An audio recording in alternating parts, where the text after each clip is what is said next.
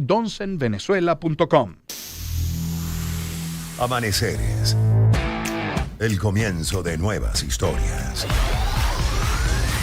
Con Román Losinski. Por Éxitos. Son ahora las 7:41 de la mañana. Mire, desde el mismo momento del ataque de Estados Unidos a esas 3 instalaciones nucleares iraníes, se ha vuelto a hablar del estrecho de Hormuz. Se ha amenazado con bloquearlo. El Parlamento iraní ha aprobado su cierre. Solo faltaría la ejecución por parte del gobierno, pero por supuesto surgen luego amenazas de todo tipo, hablan de las implicaciones internacionales que tendría. Principalmente Estados Unidos dice que asoma la posibilidad de que otros se sumen a la ofensiva. Ahora, ¿qué impacto energético puede tener una decisión de esta naturaleza? Ese es el motivo por el que hemos invitado también a ese foro a Osvaldo Felizola, es coordinador y profesor del Centro Internacional de Energía y Ambiente del IES. Osvaldo, bienvenido, ¿cómo estás? Saludos, Romano, un saludo para ti, ¿todo bien? Sí? Gracias por acompañarnos esta mañana. ¿Qué pasa con el petróleo? ¿Qué pasa con el gas si Irán efectivamente bloquea el estrecho de Hormuz? Bueno, lo primero que pasaría en este caso, recordemos que el estrecho de Hormuz, que es un estrecho que pertenece a la mitad a Irán y la otra mitad a Omán, Así es. Es un estrecho de aproximadamente unas 36 millas. Para darles una idea referencial, es como la mitad del lago Maracaibo. Uh-huh. Entonces, claro, es un estrecho donde pasa nada más y nada menos que el 20% aproximadamente de todo el crudo internacional que se exporta a los países árabes, dígase crudo ligero y liviano, y también casi el 30% de todo el gas natural licuado que se exporta. ¿Quiénes son los principales consumidores? Nada más y nada menos que China, que representa casi el 80%, es decir, el 80%, un poco más del consumo energético de China viene justamente de ese estrecho, igual que el de ¿cómo se llama? El de la India, o Bharat, y nada más y nada menos que Japón y Corea del Sur. Estamos hablando que sería un golpe abismal en todo el sector Asia, en todo el lejano oriente, dígase Asia, ya sea menor porque es una cuestión de que la producción de petróleo no hay forma de sustituirla de forma inmediata. Por ese estrecho pasa, por ejemplo, lo que se pueda producir en Kuwait. Luego está Arabia Saudita. Lo que pasa es que Arabia Saudita tiene salida por el estrecho de Hormuz, pero también hacia el occidente.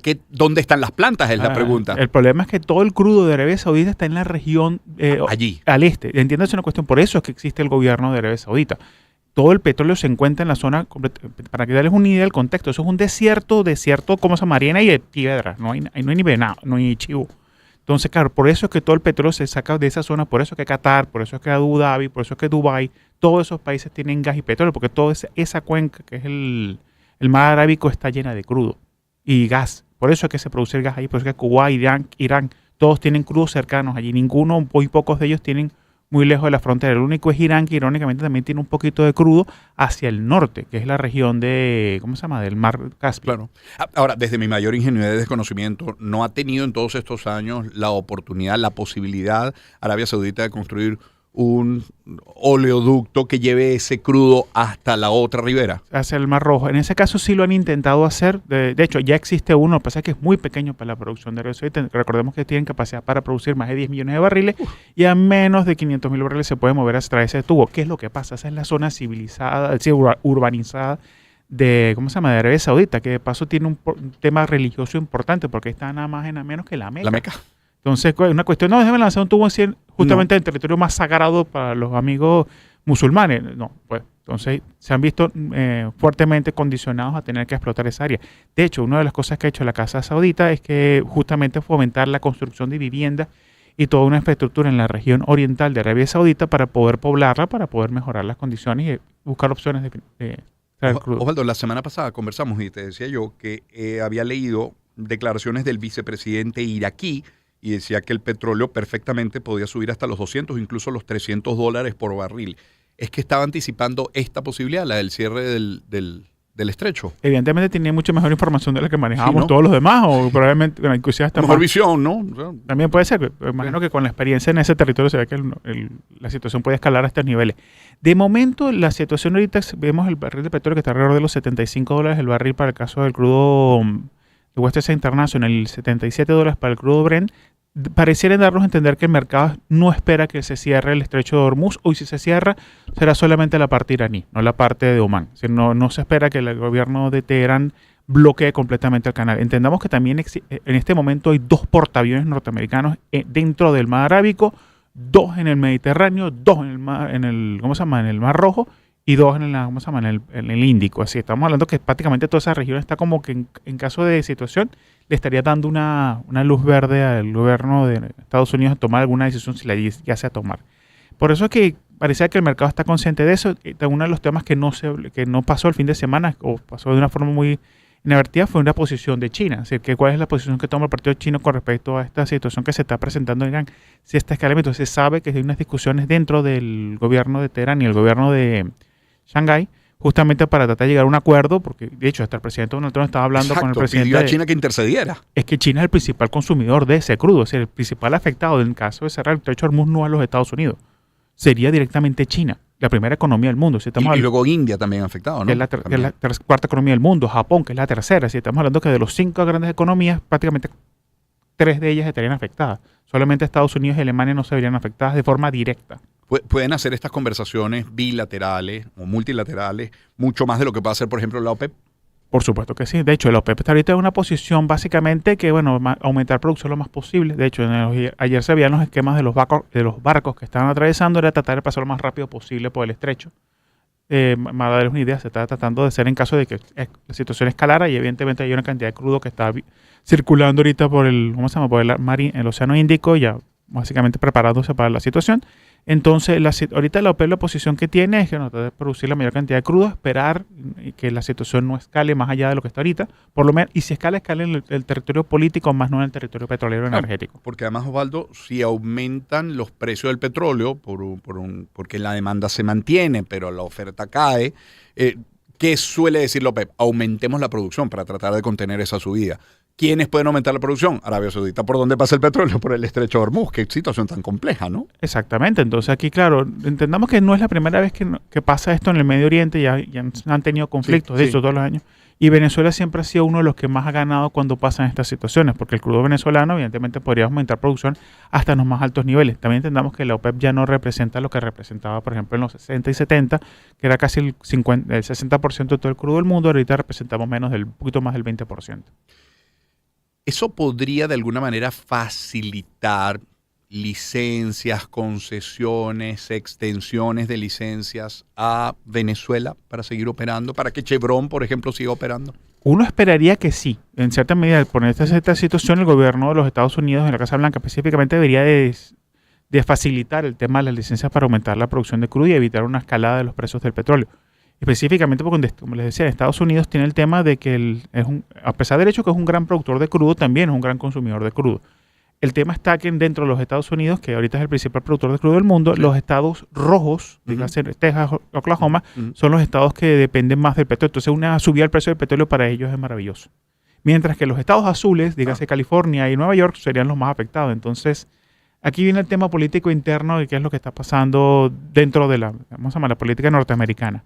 Y con respecto al caso venezolano, bueno, si el estrecho se cerrase, ya China no podría comprarle más a este crudo iranío, se vería obligada en cierta medida a tener que comprar crudo venezolano, por lo que las tasas de descuento con las cuales se compra el crudo venezolano, evidentemente, prácticamente desaparecerían. Claro, se podría vender a precio internacional, prácticamente a precio internacional. De hecho, muy probablemente por encima incluso de las cuotas, porque la desesperación de China, entendamos que China está haciendo una inversión importante en energías renovables, pero todavía su matriz energética depende mucho del petróleo y del gas. Es increíble cómo van de la mano, pero a la vez en líneas paralelas la economía y la geopolítica, ¿no? Porque sí, se generan fricciones en esa zona, fricciones en el planeta, pero la verdad es que también obliga a alianzas. Totalmente. Que el petróleo es un tema, la energía es algo que todos usamos y es el desarrollo, es la base del desarrollo del siglo XX y XXI. Entendamos que también estamos en un mundo que es un proceso de transición energética que no se maneja como... Creo que ya es más que todo conocido por todos nosotros, pero también es cierto que ese proceso no va a ocurrir de la noche a la mañana. Claro. Esto va a tardar muchas décadas. De hecho, el objetivo de la Agencia Internacional de Energía de un mundo de, para cero emisiones para el 2050, ya prácticamente todo el mundo está consciente dentro del sector que eso es prácticamente imposible. Ahora, Irán, que en su momento fue importante aliado de Venezuela para la producción petrolera, porque de allí venían técnicos y venían piezas y venían repuestos y no sé si aditivos, creo que llegaron también, si no me falla la memoria. ¿Estarían las mismas condiciones hoy de colaborar con Venezuela? Bueno, ahorita Irán se encuentra en una situación muy apretada porque básicamente está viendo hacia adentro. Lamentablemente lo que está hacia afuera no es su prioridad. En el caso venezolano, ellos nos ayudaron mucho en temas de, por ejemplo, de, ¿cómo se llama?, diluentes, de poquito de tecnología. Recordemos que como Irán tiene más de 40 años de bloqueo, ellos han aprendido a tener que hacer todas las cosas in-house. Ujú. En nuestro caso tenemos la posibilidad de poder conseguirlos, por ejemplo, de origen chino, porque muchos de estos equipos se pueden hacer, pero el problema es que el tema del endeudamiento que tenemos con el gobierno chino dificulta muchas opciones de reparaciones y mantenimientos que hay que hacer en PDVSA Sí. con urgencia. Entonces, el tema es que las alianzas se tendrán que hacer. China tendrá que tomar la decisión ya, porque ya está viendo que uno de sus principales fuentes de energía está, digamos que comprometida de forma significativa por los próximos 10, 15 años. Entonces tendrán que tomar la decisión, eso es algo que se decidirá desde, no puede tomar la decisión puede lucubrar un poco Ujú. sobre lo que pensaba la gente de Shanghái y Pekín, pero en ese caso está el tema de que el Partido Comunista se sabe que está tratando de acercarse más hacia la región. Además que la situación venezolana tiene sus particularidades y la historia con nosotros no es específicamente bondadosa. Más allá del drama de lo que implica la guerra, no serán días para aburrirte en tu caso, ¿no? No, para nada, más bien esto ha sido una situación prácticamente fin de semana, no se ha dormido. Claro, Pues sí. efectivamente. Osvaldo, gracias por acompañarnos, por acercarte al estudio. Osvaldo Felizola es coordinador y profesor del Centro Internacional de Energía y Ambiente del IESA. Bueno, con él cerramos esta conversación que ya habíamos iniciado antes con Leancy Clemente, ingeniero nuclear, con el especialista en seguridad y Fuerzas Armadas, Alexei Chévez, y con el profesor de sociología, Luis Fleischman. Vamos a escuchar algo de música. Esto, el trío Police, por ejemplo, cada pequeña cosa que ella hace es mágica. Espacio para conectar. Éxitos. Caracas, El Vigía, Guarenas, Guatire, Maturín, Táchira, Mérida, Barquisimeto, Margarita, Puerto La Cruz, Puerto Ordaz, Maracaibo. Maracay. Éxitos. Sonidos en primera fila.